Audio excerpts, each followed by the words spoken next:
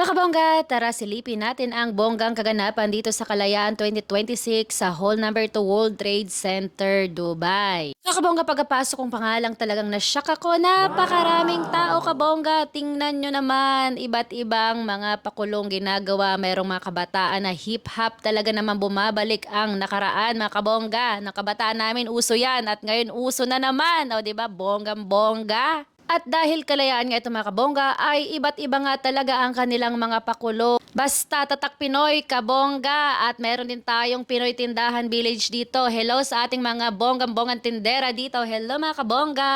Ang bongga ng Pinoy Tindahan Village, napaka-warm ng welcome nila sa akin mga kabongga. So ano-ano nga ba ang makikita natin sa Pinoy Tindahan Village? Siyempre nandyan ang iba't ibang pampinoy na pagkain. Hindi ko na isa-isahin dahil napakarami nila.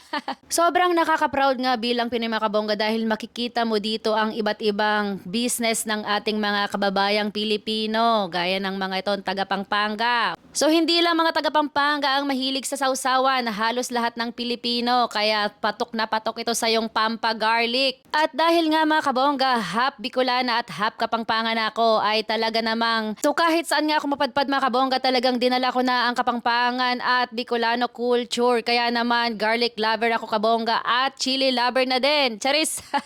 Mahilig kasi ako sa garlic at chili paste mga kabongga, kaya naman love na love ko to.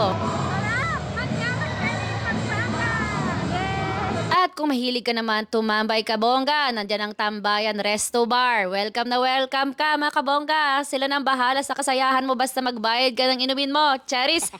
So mga kabongga, lagi nga kaming nandyan ang aking best friend. At ito nga, kasama ko na naman siya. Sabi ko, sali tayo sa raffle, malay mo manalo tayo ng 1 year supply. Charis! Joke lang po yun. At syempre, hindi mawawala ang sariling atin mga kabongga. Dapat tangkilikin natin yan dahil napakaganda ng ating pananamit. O diba bongga? Perfect! Nakakatawa mga kabongga dahil marami talagang bumibili ng damit nila. Kasi tawan-tawa ako sa mga vlog niya. Yung mga sila ng lechon. With your mama.